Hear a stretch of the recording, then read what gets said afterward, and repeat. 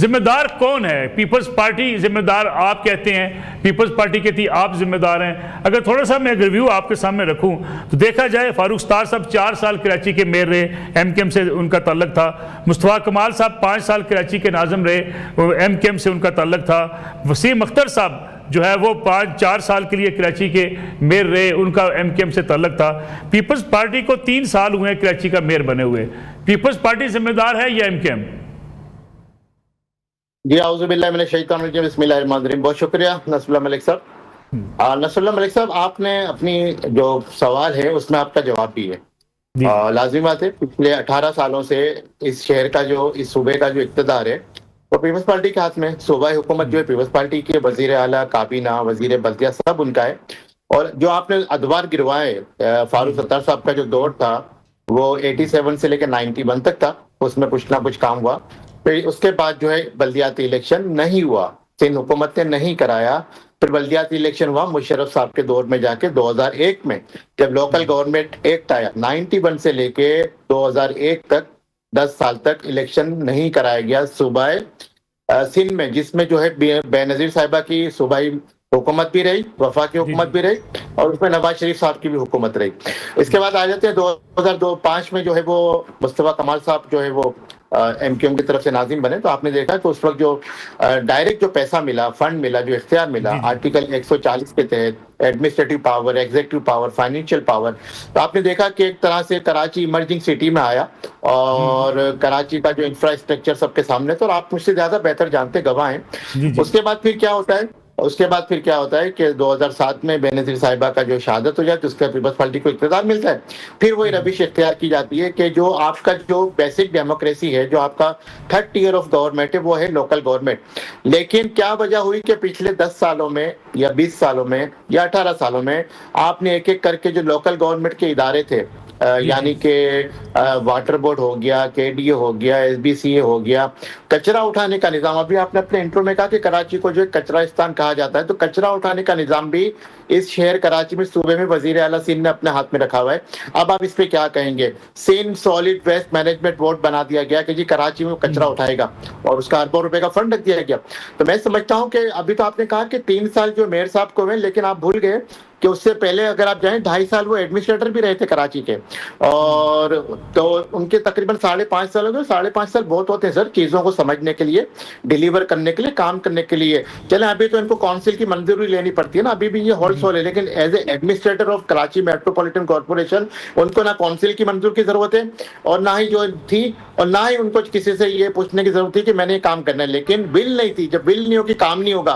पिछले 18 सालों में आपने देखा कि कंसेक्टिवली पीपल्स पार्टी की हुकूमत चली आ रही है, और जो इदारे थे, इदारों को नोटिफिकेशन के जरिए अपने अंडर में लेते गए, और लोकल गवर्नमेंट को जो इन्होंने बिल्कुल मोहताज करके रख दिया। तो मैं समझता हूँ कि कराची का जो आपने आज नोहा पढ़ा है यहाँ पे, जो कराची के इश्यूज पे आपने ये प्रोग्राम कर रहे हैं, मैं आपको उसके ऊपर खराज तहसीन भी पेश करता हूँ और आपका शुक्रिया भी अदा करता हूँ कि कराची जो है आपका माशी हब है, आपका इकोनॉमिक कैपिटल है।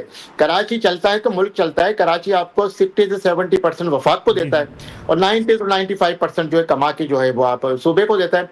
लेकिन कराची को बदले मिलता क्या है? ना ही यहाँ पे सड़कें हैं, ना ही यहाँ पे बिजली है, ना ही यहाँ पे पानी है, ना ही यहाँ पे गैस है। हाँ पानी है, टैंकर्स में मिलेगा आपको, लेकिन लाइनों में नहीं आएगा। या बिजली आपको जो है आपको मिलेगी, इलियट क्लास के इलाकों में मिलेगी, लेकिन गरीबों के इलाकों में 20-20 घंटे की लोड शेडिंग हो रही है।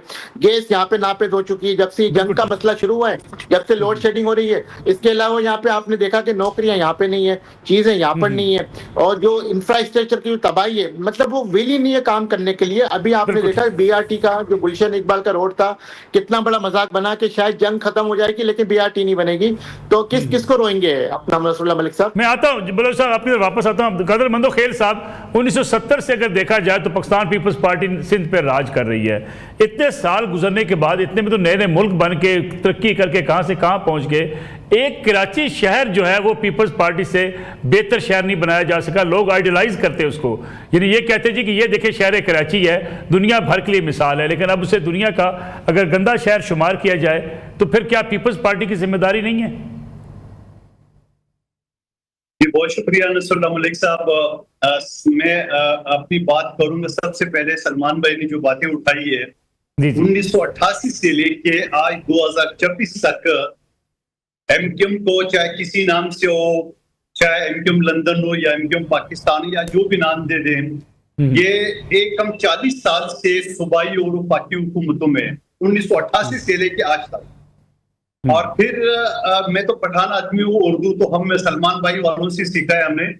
और ये जुमला जो कहते हैं कि पीपल्स पार्टी की 18 साल से बिला शिरकत गैर हुकूमत है, अरे बाबा आपकी कौन सी उर्दू है जो कम से कम किसी को समझ में नहीं? बिला शिरकत गैर तो आज की जो हुकूमत है हमारी है, कोई शक नहीं है।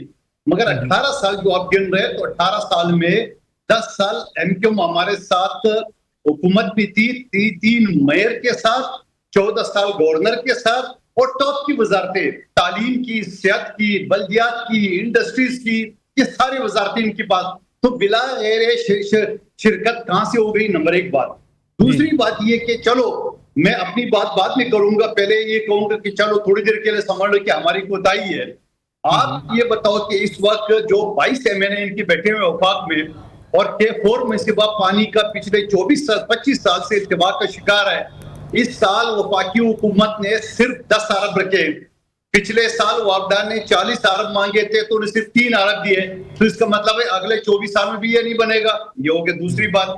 तीसरा, यहाँ वफाकी हुकूमत के एक ग्रीन बस सर्विस है जो पिछले 7 साल से इल्तिवा का शिकार है, जहां वो यूं समझ लो कि लालूखेत से शुरू होता है और टावर तक, या जो ना वो वहां तक जाएगा एम ए जिन्ना रोड तक।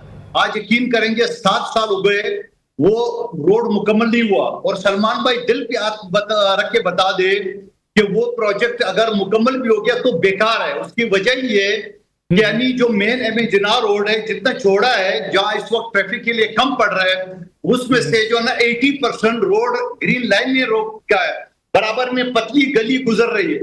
तो 99% जो ट्रैफिक का है वो लोग मोटरसाइकिल और अपनी गाड़ियों में जाएंगे, बस में कितने लोग सवार करेंगे? तो ये एम ए जिन्ना रोड को तबाह कर रहे हैं वफाकी हुकूमत। ये लोग बोलते नहीं है।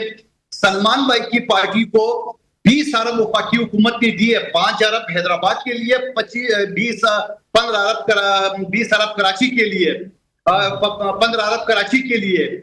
ये मुझे बता दो कि हर साल 25-25 करोड़ एक एमएनए को मिलते हैं। यहाँ मैं जो बैठा हूँ, मेरा और सलमान भाई का हल्का एक है, इस वक्त मुस्तफा कमाल बराजुमान है इस सीट पे।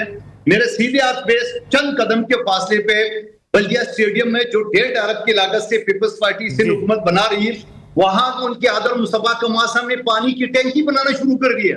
अरे बाबा, स्टेडियम के अंदर पानी की टैंकी नहीं जी, पीपल्स पार्टी वाले काम नहीं करने दे रहे।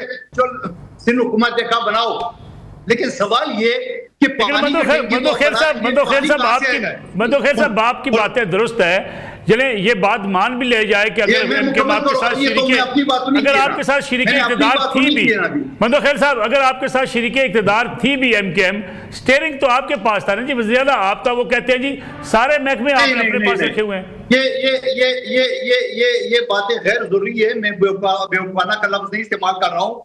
आप मुझे बताओ कि एमक्यूएम हमारे साथ एहतियाती और हर 5 मिनट बाद ब्लैकमेलिंग करके, और रहमान मलिक साहब 9-0 पहुंचे, इनकी वजारत में को मुदाखलत कर सकते थे। बल्दियात उनके पास, और बल्दियात का वजीर तो सलमान मुजाहिद बलोच साहब का अपने वालिद मोहतरम भी रह चुका है वजीर बल्दियात। लेकिन मैं एक चीज ये कर रहा हूँ कि वजीर सियाहत, वजीर बल्दियात, वजीर तालीम, वजीर इंडस्ट्रीज, ये सारे टॉप की मिनिस्ट्री क्या वो वज़ीर आला की मजाल है, उनकी हिम्मत है कि इनकी मिनिस्ट्री में मुदाखलत करे? उसको भी छोड़िए, आज की बात सुन ले। 1700 अरब रुपए इस वक्त तरक्याती काम कराची में चल रहे हैं। अगर किसी को नजर नहीं है तो बता दे। अभी मैं बल्दिया में बैठा हूँ, सलमान मुजाहिद बलोच साहब, मुस्तफा कमाल साहब का हमारा एक ही हल्का है। ये आप सारे देखो, मेन रोड की कारपेटिंग हो रही है। 1.5 अरब की लागत से बल्दिया स्टेडियम बन रहा है। मेरे सामने रोड जो पहले मैंने बनाया था, अब उसको जो है ना वो आगे जाके औरंगी तक ले जा रहा है। उसके बाद एहतियात टाउन वाला रोड जो ना वो आगे जाके डिस्ट्रिक्ट वेस्ट तक। कहने का मकसद है, अगर किसी को नहीं नजर आए, और फिर सबसे बढ़कर आज अल्हम्दुलिल्लाह मैं बगैर सिक्योरिटी के, बगैर गार्ड के दफ्तर में आवाम के बीच में बैठा रहता हूँ। इनके जमाने में तो कुलवला पढ़ के निकलते थे। लेकिन आप मंदोखेर साहब आप ये कह रहे हैं कि कराची के मसाइल हल हो चुके हैं। टारगेट किलिंग और ड्रिलिंग मशीन, अगवा बरे तावान, बत्ती की पर्चियां, ये सारी चीजें तो आज नहीं हो रही हैं अल्हम्दुलिल्लाह।